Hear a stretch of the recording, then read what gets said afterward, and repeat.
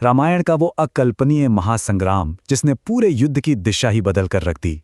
ये सिर्फ अस्त्र शस्त्रों का टकराव नहीं था, बल्कि मनोवैज्ञानिक तनाव, रणनीतिक कौशल और एक ऐसे प्राणघातक अस्त्र का महायुद्ध था जिसने अजेय को भी परास्त कर दिया। और वो अस्त्र था नागपाश। चलिए आज के इस विश्लेषण में मेघनाद और लक्ष्मण के बीच हुए इस अत्यंत विनाशकारी और निर्णायक युद्ध की गहराई में उतरते हैं और समझते हैं कि इस महाकाव्य के सबसे चुनौतीपूर्ण अध्यायों में से एक का निर्माण आखिर हुआ कैसे। रणभूमि के कोलाहल से दूर लंका के राजमहल में एक गहरा मनोवैज्ञानिक तनाव पल रहा था।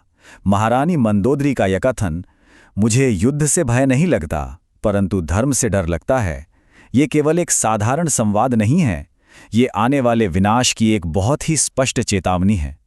राजमहल में पहले से ही भय और शोक का माहौल है। रावण के 4 महाबली पुत्र एक ही दिन में रणभूमि में धराशायी हो चुके हैं। मेघनाद की पत्नी सुलोचना बहुत डरी हुई हैं। ऐसे में मंदोदरी ये स्पष्ट कर देती हैं कि उनका असली डर अस्त्रों का नहीं बल्कि अधर्म का है। ये दिखाता है कि लंका के भीतर का आत्मविश्वास किस तरह चरमरा रहा था और कैसे एक अधार्मिक युद्ध योद्धाओं के मनोबल को भीतर से खोखला कर देता है। इस निर्णायक दिन का घटनाक्रम बहुत ही तेजी से बदलता है। इसे ऐसे समझिए, सुबह राजमहल में जो भयंकर निराशा और शोक था, दोपहर आते आते वो मेघनाद के अडिग और भयानक आत्मविश्वास से टकराता है। जब सुलोचना सहमी हुई मिलती हैं तो मेघनाद का जवाब एक योद्धा के चरम आत्मविश्वास को दिखाता है। वो युद्ध को केवल शत्रु को कुचलने का एक मौका मानता है। फिर तीसरे पहर में वो अपनी कुलदेवी निकुंभला के मंदिर में कठोर अनुष्ठान करता है, जो उसे मानसिक और शारीरिक रूप से युद्ध के लिए तैयार करता है। और अंततः शाम होते होते ये महायुद्ध शुरू हो जाता है। ये पूरा घटनाक्रम हमें दिखाता है कि कैसे एक ही दिन में भावनाएं गहरे डर से लेकर भयंकर युद्ध के उन्माद तक का सफर तय करती हैं। अब रणभूमि में उतरने से पहले स्वयं महाबली जामवंत जी प्रभु श्रीराम को इस भयंकर योद्धा का परिचय देते हैं। इस योद्धा के 2 नाम हैं और सच कहूं तो दोनों ही बेहद खौफनाक हैं।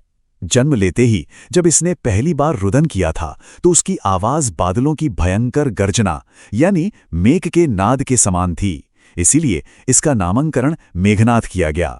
दूसरा और सबसे प्रतापी नाम है इंद्रजीत। इस योद्धा ने देवराज इंद्र को भी युद्ध में हरा दिया था और इसी अद्वितीय पराक्रम के कारण इसे इंद्रजीत की उपाधि मिली थी। तो ये केवल एक योद्धा नहीं है, ये एक ऐसा व्यक्तित्व है जो जन्म से ही विलक्षण शक्तियों का स्वामी है। लेकिन वो कौन सी शक्तियां थी जो इसे इतना खतरनाक बनाती थीं? मेघनाद कोई साधारण अस्त्र विद्या का ज्ञाता नहीं था। किशोरावस्था में ही उसने दैत्यों के गुरु शुक्राचार्य से दीक्षा प्राप्त कर ली थी। कुलदेवी निकुंभला के मंदिर में मौन रहकर 7 महान यज्ञों का अनुष्ठान किया था, जिनमें अग्निष्टोम और अश्वमेध जैसे अत्यंत कठिन यज्ञ शामिल थे। इन्हीं कठोर तपस्याओं के बल पर उसे कई अजेय वरदान प्राप्त हुए। इनमें सबसे खतरनाक थी उसकी तामसी माया, जो एक भ्रामक और अदृश्य युद्ध कला थी। साथ ही उसे कभी न खाली होने वाला अक्षय तरकश और एक अजेय रथ भी मिला था।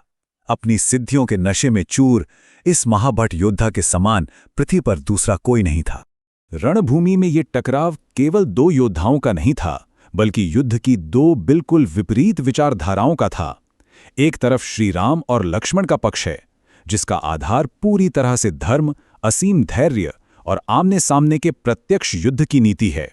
ये एक ऐसा मार्ग है जहां युद्ध के नियमों और मर्यादाओं का सख्ती से पालन किया जाता है। और दूसरी तरफ है मेघनाद, जिसका पूरा युद्ध कौशल उसकी तामसी माया, छल और भयंकर क्रोध पर टिका है। मेघनाद का लक्ष्य किसी भी तरह से, चाहे वो नीति हो या अनीति, बस शत्रु को नष्ट करना है। वो रणभूमि में आते ही अत्यंत क्रूर प्रहारों का सहारा लेता है। ये प्रत्यक्ष पराक्रम और अप्रत्यक्ष छल के बीच का एक अभूतपूर्व टकराव है। इस उग्र टकराव के बीच नेतृत्व और धैर्य का एक बहुत ही महत्वपूर्ण क्षण आता है। जब मेघनाद रणभूमि में भयंकर गर्जना करते हुए लक्ष्मण को चुनौती देता है तो लक्ष्मण क्रोध से भर उठते हैं और तुरंत प्रहार करने के लिए तैयार हो जाते हैं। ठीक उसी पल श्री राम एक अत्यंत गूढ़ और रणनीतिक सलाह देते हैं। वो कहते हैं, आवेश और उत्साह में अंतर होता है। वो समझाते हैं कि सामने वाला शत्रु एक अत्यंत विकट और मायावी योद्धा है। केवल क्रोध में आकर बिना किसी रणनीति के लड़ना बहुत घातक हो सकता है। एक कुशल सेनापति की तरह वो योद्धा को मानसिक रूप से संतुलित और शांत रखने का प्रयास करते हैं, क्योंकि आवेग में की गई एक छोटी सी भूल भी भारी पड़ सकती है। श्रीराम का आशीर्वाद लेकर लक्ष्मण युद्ध के लिए आगे बढ़ते हैं और फिर शुरू होता है वो भयंकर और प्रलयंकारी महासंग्राम। अस्त्रों और शस्त्रों की ऐसी भयंकर वर्षा होती है कि दोनों के धनुष मानो डंडों के समान बजने लगते हैं।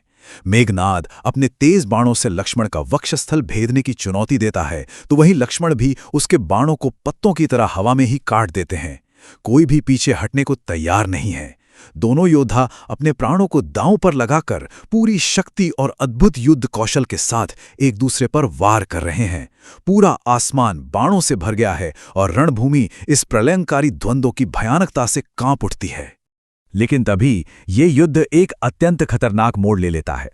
जैसे जैसे आकाश में सूर्य ढलने लगता है और अंधेरा गहराता है, राम की सेना के रणनीतिकारों का सबसे बड़ा डर सच हो जाता है। सूर्यास्त के बाद मेघनाद की आसुरी शक्तियां 4 गुना बढ़ जाती हैं। वो तुरंत अपनी उस अजेय तामसी माया का आह्वान करता है और रणभूमि से पूरी तरह अदृश्य हो जाता है। आमने सामने का युद्ध अचानक खत्म हो जाता है और शुरू होते हैं आसमान से अदृश्य प्राणघातक प्रहार। श्री राम और लक्ष्मण, जो प्रत्यक्ष युद्ध के महारथी हैं, उनके लिए एक ऐसे शत्रु से लड़ना और उसकी दिशा भांपना लगभग असंभव हो जाता है, जिसे वो देख ही नहीं सकते। और इसी अदृश्य अवस्था का फायदा उठाते हुए मेघनाद अपना सबसे विनाशकारी दांव चलता है, नागपाश। अदृश्य मेघनाद आसमान से कोई साधारण बाण नहीं छोड़ता। ये अत्यंत विषैले, भयंकर और बांधने वाले सर्पों से बना एक ऐसा खौफनाक पाश है जो अपने लक्ष्य को पूरी तरह से जकड़ लेता है। इस अस्त्र की सबसे भयानक बात यह है कि एक बार यदि कोई इस पाश में बंध जाए तो उससे बचना या उसे काटना पारंपरिक रूप से पूरी तरह असंभव माना जाता है। मेघनाद के इस अप्रत्याशित और अजेय प्रहार से पूरी रणभूमि में हाहाकार मच जाता है। पूरे युद्ध का यह सबसे अंधकारमय और त्रासित क्षण था। आसमान से बरसे उस भयंकर नागपाश से बचने का कोई अवसर ही नहीं था। अजेय नागपाश के विषैले सर्प श्रीराम और लक्ष्मण दोनों को अपने मजबूत घेरे में जकड़ लेते हैं। उनके शरीर पूरी तरह से बंध जाते हैं और सर्पों के तेज जहर के प्रभाव से दोनों महान योद्धा रणभूमि की धूल में पूर्णतः मूर्छित होकर गिर पड़ते हैं। जो योद्धा कुछ क्षण पहले तक अजेय लग रहे थे, वे अब अचेत अवस्था में धरती पर पड़े हैं। वानर सेना में गहरी निराशा और शोक की लहर दौड़ जाती है। नागपाश से बचने का कोई भी उपाय शेष नहीं दिख रहा था। इस आघात ने पूरी सेना को जड़ कर दिया। इस संपूर्ण विश्लेषण के बाद हम एक ऐसे बिंदु पर आकर खड़े होते हैं जो एक अत्यंत गहरा और बेचैन करने वाला प्रश्न छोड़ जाता है। जब ब्रह्मांड के सबसे महान योद्धा अजेय नागपाश में बंद कर अचेत अवस्था में मृत्यु के मुहाने पर पड़े हैं, तो अब क्या होगा? इस अभेद्य नागपाश को, जिसे काटना असंभव माना जाता है, काटने के लिए अब कौन अवतरित होगा? क्या यह इस महाकाव्य का अंत है, या फिर अंधकार के इस सबसे गहरे क्षण में कोई नया चमत्कार जन्म लेने वाला है? एक ऐसा संकट जिसका समाधान खोजना अत्यंत आवश्यक है। इसी रहस्य और उत्सुकता के साथ आज का यह विश्लेषण हम यहीं समाप्त करते हैं।